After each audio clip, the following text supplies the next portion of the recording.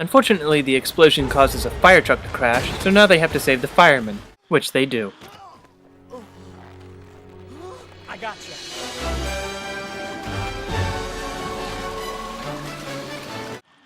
The fuck am I being saved by?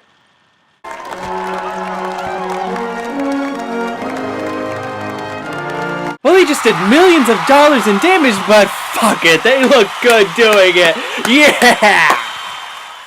It turns out Ben's wife is in the crowd, and get this, she's an evil little cunt. She takes off her wedding ring and puts it on the ground in front of her stone husband. Bitch! Honestly, Ben, I think you're better off without her. At least it's still better than what Ian Gruffin sounds like when he's trying to comfort Ben. I swear to you, I will do everything in my power until there is not a breath left in me. You're gonna be Ben again. And then I'm going to make violent, mad, passionate love to you. Anyway, while in the medical tent, Reed says that he wants to keep everything quiet. But a policeman shows him that it's too late. They're already being called the Fantastic Four. Why the media picked that name is beyond me. So Reed agrees to talk to the press. We were exposed to as yet unidentified radioactive energy. What happened on the bridge? Were you really on fire? No, but it is true this movie is a piece of shit. We do not know much more than you do at this point. Von Doom's board of directors sees the popularity of the Fantastic Four on the television, and for some reason this makes them want to pull the plug on his company. Of course, Von Doom doesn't take kindly to this information. It in fact makes him very angry. Do you know how much money I've invested in this company? Haven't I made it clear yet? I'm the villain of this movie. This isn't a negotiation, it's a notification. We're pulling out.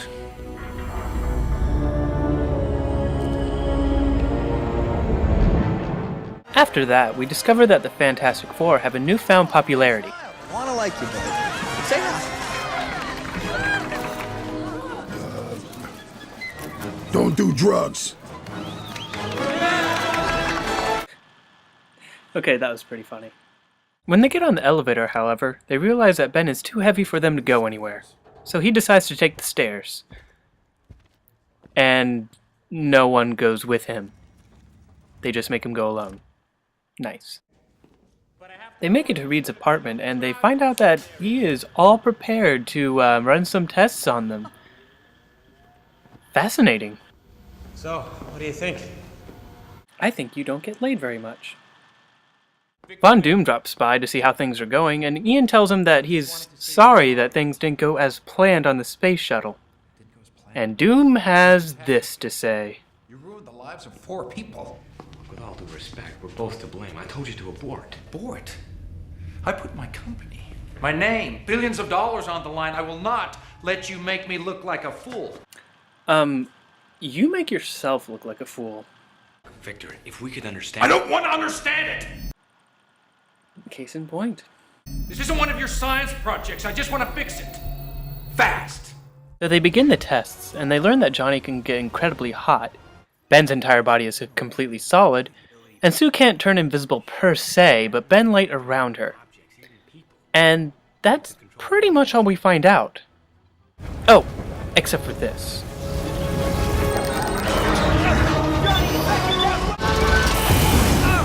Johnny, you were at 4,000 Kelvin. Any hotter and you're approaching supernova. That's the temperature of the sun. Not only could you kill yourself, but you could set fire to Earth's atmosphere and destroy all human life as we know it. Remember that piece of information because I'm going to bitch about it later. After the tests, Sue and Reed discuss why their past relationship didn't work out.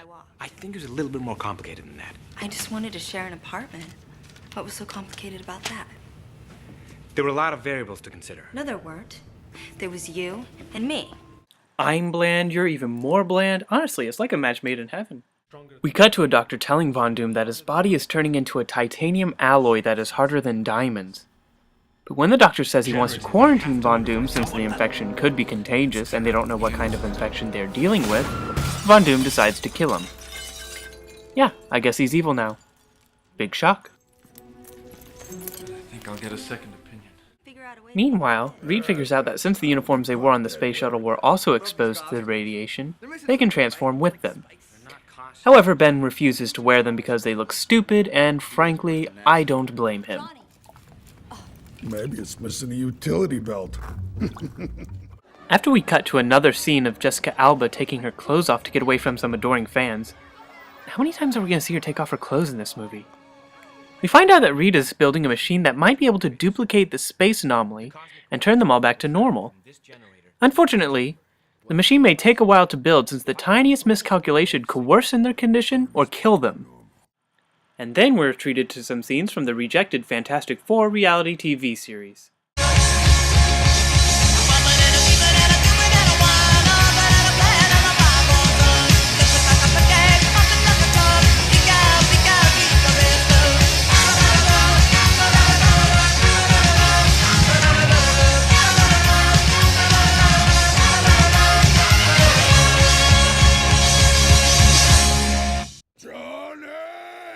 Meanwhile, Von Doom discovers that he has the power to harness electricity, so he decides to use this power to enact revenge on the head of the board that pulled the plug on his company.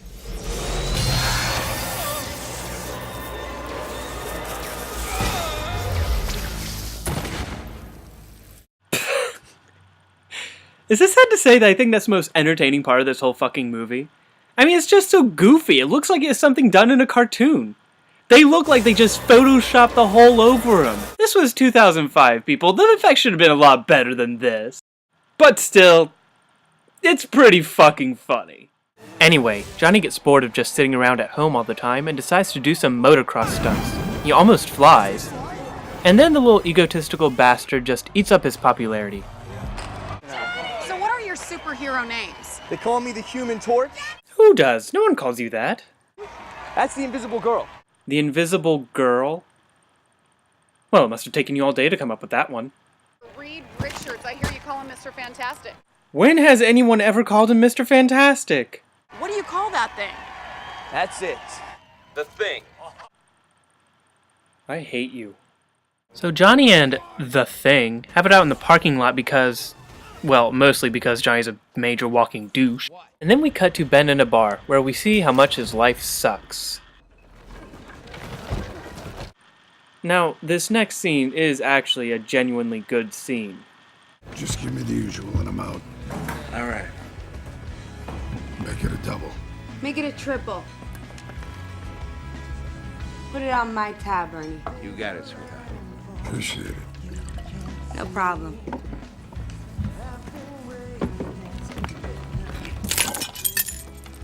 It's okay. See, now that's actually pretty clever. We finally set up the fact that he's getting a little bit of kindness from someone, and then it blows up in his face in a relatively funny way, which makes it all the more tragic. Of course, nothing in the rest of the movie is like this, so it feels kind of out of place, but it is nice to have a scene like this. And if we had expanded on themes like this throughout the movie, we might have had a good movie. Instead, what we get is a silly movie with a goofy villain whose motivations are a little unclear. And everything he wanted, he took from me.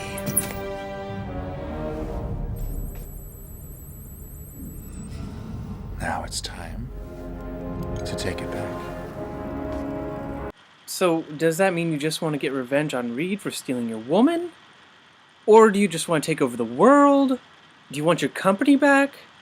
Like, I don't understand what you want. Well, what is clear is that he wants to get to Reed, but first, he needs to take out his bodyguard, in other words, Ben Grimm, who's obviously much tougher than Dr. Doom would be able to handle. But I'm not sure why he thinks he wouldn't be able to get past Ben when he was able to do this. I'm sorry, it's still funny.